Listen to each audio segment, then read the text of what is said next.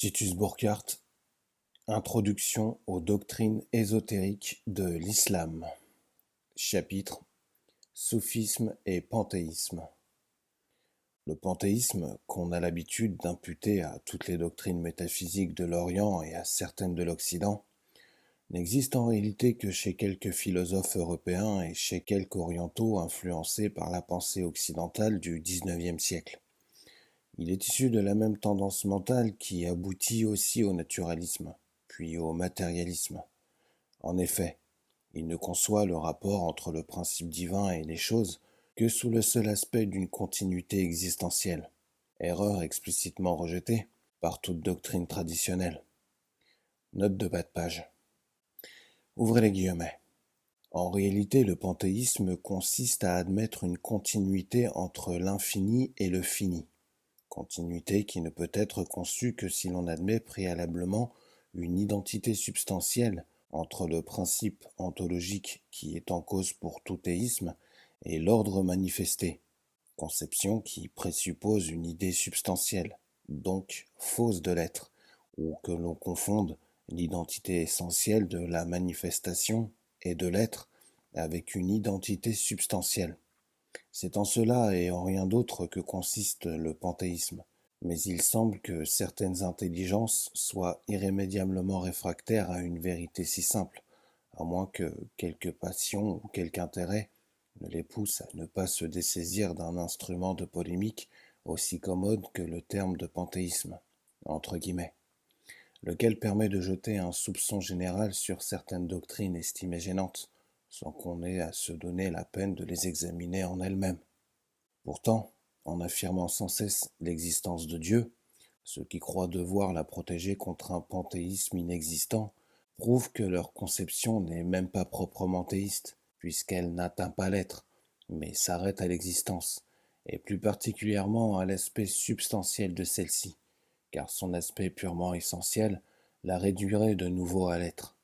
Toutefois, quand bien même l'idée de Dieu ne serait plus qu'une conception de la substance universelle, materia prima entre parenthèses, et que le principe ontologique serait par là hors de cause, le reproche de panthéisme serait encore injustifié, la materia prima restant toujours transcendante et vierge par rapport à ses productions. Si Dieu est conçu comme l'unité primordiale, c'est-à-dire comme l'essence pure, rien ne saurait lui être substantiellement identique.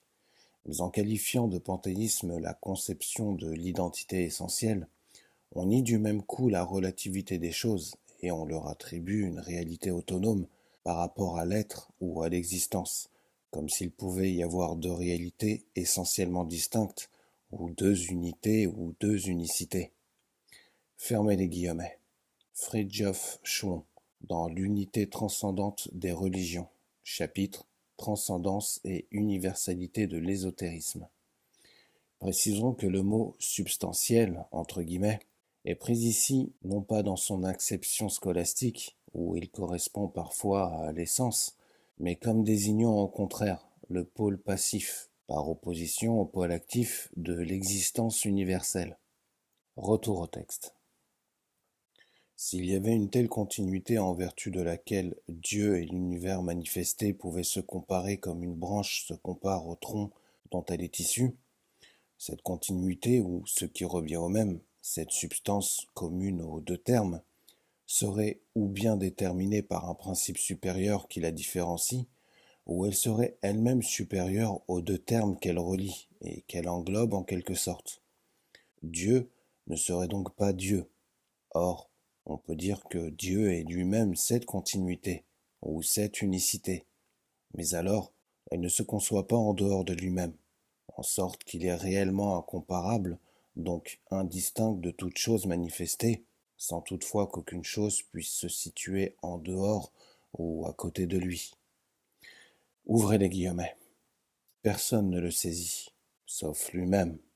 Personne ne le connaît, sauf lui-même. Il se connaît par lui-même. Autre que lui ne peut le saisir. Son impénétrable voile est sa propre unicité. Autre que lui ne le dissimule pas. Son voile est son existence même. Il est voilé par son unicité d'une façon inexplicable. Autre que lui ne le voit pas, aucun prophète envoyé, ni aucun saint parfait, ni ange proche de Dieu. Son prophète est lui-même, son messager est lui, sa missive est lui, sa parole est lui. Il a mandé son ipséité à lui-même, de lui-même, vers lui-même, sans aucun intermédiaire ou causalité que lui-même. Or que lui n'a pas d'existence et ne peut donc s'anéantir. Fermez les guillemets. Ouvrez la parenthèse. Muhyiddin ibn Arabi. Ouvrez les guillemets.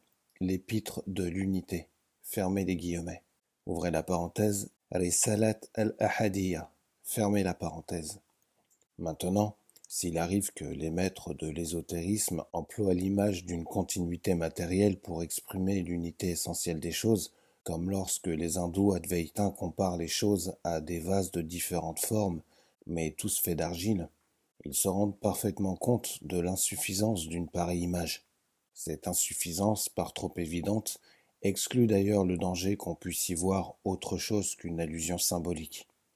Quant à celle-ci, nous ajouterons qu'elle tire toute sa justification de l'analogue inverse qui existe entre l'unité essentielle des choses, toutes faites de connaissances, et leur unité matérielle, ce qui n'a rien à voir avec une théorie de la causalité au sens cosmologique du terme. D'ailleurs, l'esprit contemplatif ne tend jamais à enfermer la réalité dans un seul de ses modes, tel que la continuité substantielle par exemple, ou dans un seul de ses degrés, comme l'existence sensible ou l'existence intelligible, à l'exclusion des autres. Par contre, il reconnaît d'innombrables degrés de réalité dont la hiérarchie est irréversible, de sorte que l'on peut affirmer du relatif qu'il est essentiellement un avec son principe, ou qu'il est son principe, sans que l'on puisse dire du principe qu'il soit englobé dans sa production. Ainsi, tous les êtres sont Dieu, si l'on considère leur réalité essentielle. Mais Dieu n'est pas les êtres, non pas en ce sens que sa réalité les exclut, mais parce que leur réalité est nulle en face de son infinité. L'unité essentielle, ouvrez la parenthèse, al-ahadiyya, fermez la parenthèse, en laquelle toute diversité se noie ou s'éteint, n'est nullement contredite par l'idée métaphysique de l'indéfinie multitude des degrés d'existence, bien au contraire, car ces deux vérités sont solidaires l'une de l'autre, ce qui est évident dès qu'on envisage l'infinité divine, el-kamal, entre parenthèses, à travers chacune d'elles, pour autant qu'on peut envisager l'infini. En effet, pour parler d'une manière figurée, l'infinité englobe ou dilate, selon qu'on l'envisage dans sa détermination principielle, qui est l'unité, ou dans son reflet cosmique, qui est le caractère inépuisable et indéfini de l'existence.